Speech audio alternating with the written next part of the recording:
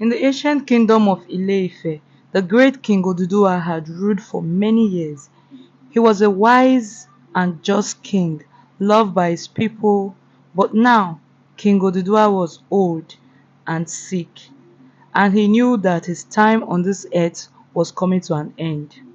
The king called his people together and told them that he would soon be leaving them. He said that he had chosen a successor, a young prince named Ade, to be the next king. But there was a problem. Ade's brother, Prince Bayo, was angry and jealous. He wanted to be the next king himself. Prince Bayo began to spread rumors and lies about Prince Ade. He told people that Prince Ade was not fit to be king, that he was weak and foolish. Many people believed Prince Bayo, and soon there was a big argument among the people. King Oduduwa was sad to see his people fighting. He knew that he had to do something to stop the argument, so he called Prince Ade and Prince Bayo to come before him. "My sons," the king said, "I am old and sick, and I will soon be leaving you. But before I go, I want to settle this argument once and for all. I'll give you both a task to complete. Whoever completes the task will be the next king." Prince Ade and Prince Bayo agreed to the task. The king told them to go to the forest and bring a magical staff that was hidden deep within the trees. The staff had the power to heal any sickness, and the king said that whosoever brought it back would be the next king. Prince Ade and Prince Bayo set off immediately. They traveled deep into the forest, facing many dangers and obstacles along the way. They encountered fierce wild animals, crossed raging rivers, and climbed steep mountains. As they journeyed deeper into the forest, they began to realize that the task was not going to be easy.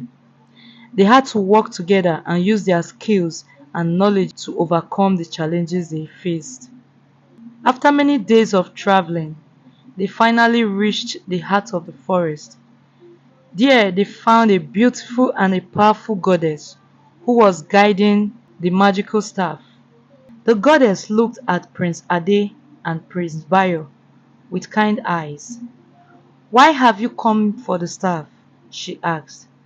Prince Ade explained that they were on a quest to become the next king, and that the staff was the key to winning the throne. The goddess smiled. "I will give you the staff," she said, "but first you must answer my riddle. If you answer correctly, the staff is yours, but if you fail, you will never leave this forest alive." Prince Ade and Prince Bayo looked at each other nervously. They knew that they had to answer the riddle correctly, or risk losing the throne together. The goddess smiled again and said, "Here is my riddle. What can be broken but never heard?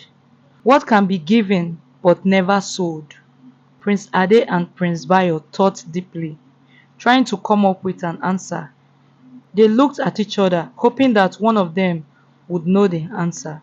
Suddenly, Prince Ade's face lit up with a smile. "I know the answer," he exclaimed. "The answer is a promise." The goddess nodded her head in approval. "You're correct, Prince Ade," she said. "A promise is indeed something that can be broken but never held, and it is something that can be given but never sold." Prince Bayo looked at Prince Ade with a mixture of anger and disappointment. He had been so sure that he would be the one to answer the riddle correctly. The goddess handed Prince Ade the magical staff. "You have proven yourself to be wise and clever, Prince Ade," she said. "I have no doubt that you will make a great king." Prince Ade took the staff and held it up in triumph. He knew that he had won the right to become the next king. As they left the forest, Prince Bayo turned to Prince Ade and said, "I will never accept you as my king. I will do everything in my power to take my throne back from you." Prince Ade looked at Prince Bayo with sadness in his eyes. "I am sorry that you feel that way, my brother," he said. "But I hope that one day you will come to accept me as your king." When they returned to the kingdom, King Oduduwa was overjoyed to see Prince Ade holding the magical staff. He knew that Prince Ade was the right heir to the throne. King Oduduwa called the people of the kingdom together and announced that Prince Ade would be the next king. The people cheered and celebrated, happy to have a new king who was wise and clever. Prince Bayo was not happy. He stormed out of the kingdom, vowed to return and take the throne from Prince Ade. And so, Prince Ade became the new king of the kingdom. He ruled with wisdom and kindness, and the people loved him.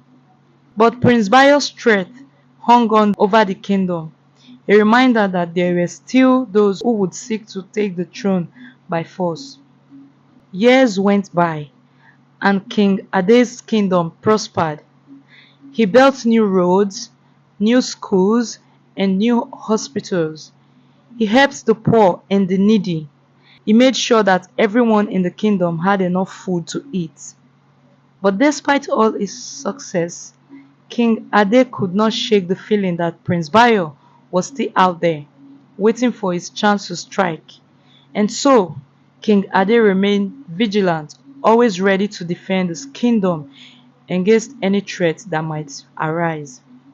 One day, King Ade received a message from a trusted advisor. The message said that Prince Bayo had been spotted in a nearby village, gathering a group of warriors to help him take the throne. King Ade knew that he had to act fast. He gathered his own warriors and set out to confront Prince Bayo. The two armies met on a vast, open plain and the battle began. The fighting was fierce and intense, with both sides suffering heavy losses. But in the end, King Ade's army emerged victorious. Prince Bayo was defeated and he fled the battlefield in shame. King Ade returned to his kingdom where he was greeted as a hero. His people cheered and celebrated, grateful for his bravery and leadership. And so, King Ade's kingdom continued to prosper, thanks to his wisdom, kindness, and strength. He ruled for many years, and his people loved him more and more with each passing day. The story of King Ade and his kingdom became a legend told and retold for generations to come. It was a reminder that true leadership is not just about power and authority, but about wisdom, kindness, and courage. And so, King Ade's legacy lived on, inspiring future generations to be wise and just leaders. His kingdom continued to prosper, and his people lived in peace and happiness. But as the years went by, a new challenge emerged. A severe famine struck the land, and the people of the kingdom began to struggle. Crops withered and died, and the rivers ran dry. King Ade's advisors came to him with worried faces. "Your Majesty," they said, "the famine is getting worse. We don't know how much longer our people can survive." King Ade listened carefully, his face filled with concern. He knew that he had to act fast to save his kingdom. He called upon the wisest men and women in the kingdom to come together and find a solution. They brainstormed and discussed, throwing around ideas and suggestions. Finally, after many hours of deliberation, they came up with a plan. They would send a group of brave and strong warriors to a neighboring kingdom where they would trade for food and supplies. King Ade was pleased with the plan and he quickly put it into action. He chose a group of his bravest warriors, led by a young and fearless leader named Odunsi. Odunsi and his men set off immediately, facing many dangers and challenges along the way. They traveled through treacherous mountains and dark forests, fighting off wild beasts and hostile tribes.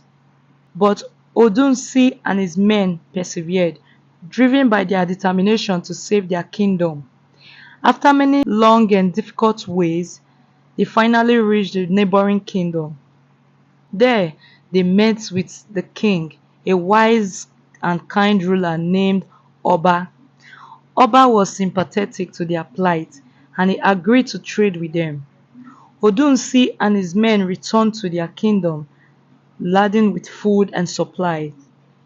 They were greeted as heroes, and the people of the kingdom rejoiced. The famine was finally over, and the kingdom was saved. King Ade was overjoyed, and he thanked Odunsi and his men for their bravery and selflessness. And so the kingdom of King Ade continued to prosper, and thanks to the bravery and determination of its people. The story of Odunsi and his men became a legend, told and retold for generations to come. It was a reminder that even in the darkest times, there is always hope, and that bravery and determination can overcome even the greatest of the challenges. Years went by, and King Ade's kingdom continued to thrive. He became known as one of the greatest kings in the history of the kingdom, and his people loved him dearly. But as King Ade grew older, he began to think about who would succeed him as a king. He had two sons, Prince Tunde and Prince Kola, and both of them were worthy of the throne. King Ade decided to test his sons to see who was the most worthy of the throne. He called them to his chambers and told them that he would give them each a task to complete. The task is to bring a rare and precious gemstone that is hidden deep within the forest. King Ade said, "Whosoever brings back the gemstone will be the next king." Prince Tunde and Prince Kola set off immediately, each determined to be the one to bring back the gemstone. They traveled deep into the forest, facing many dangers and obstacles along the way. As they journeyed deeper into the forest, they encountered many strange and wondrous creatures. They saw giant birds with bright plumage and heard the roar of mountain lions. But despite the dangers and wonders of the forest, Prince Tunde and Prince Kola persevered. They were determined to complete their tasks and become the next king. After many days of traveling, they finally reached the heart of the forest. There, they found a beautiful and ancient tree, its branches twisted and gnarled with age. And there, nestled in the branches of the tree, was the rare and precious gemstone. It glowed with a soft, pulsing light and seems to radiate otherworldly energy.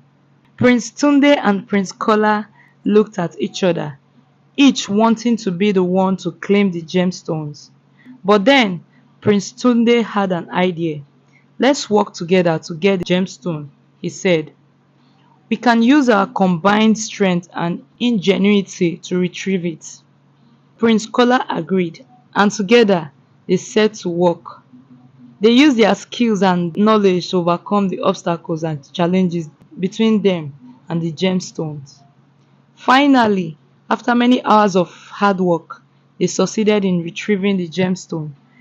They held it up in triumph, and the forest seems to erupt in a joyful celebration. King Ade was overjoyed when Prince Tunde and Prince Kola returned with the gemstone. He was proud of his sons for working together and using their combined strength and ingenuity to overcome the challenges they faced. And so, King Ade decided that both Prince Tunde and Prince Kola would rule the kingdom together. They would share their throne and work together to make the kingdom an even better place. The people of the kingdom were overjoyed at the news. They celebrated for many days, and the kingdom was filled with music, laughter, and joy. And so Prince Tunde and Prince Kola ruled the kingdom together, using their combined strength and ingenuity to make the kingdom a better place for all its people. They were wise and just rulers, and the kingdom prospered under their leadership. The story of Prince Tunde and Prince Kola became a legend, told and retold for generations to come. It was a reminder that even in the face of great challenges, working together and using our combined strength and ingenuity can lead to a great success. Thanks for watching. Like and share this story if you enjoyed it. And also subscribe to this channel for more amazing stories like this. See you in the next video.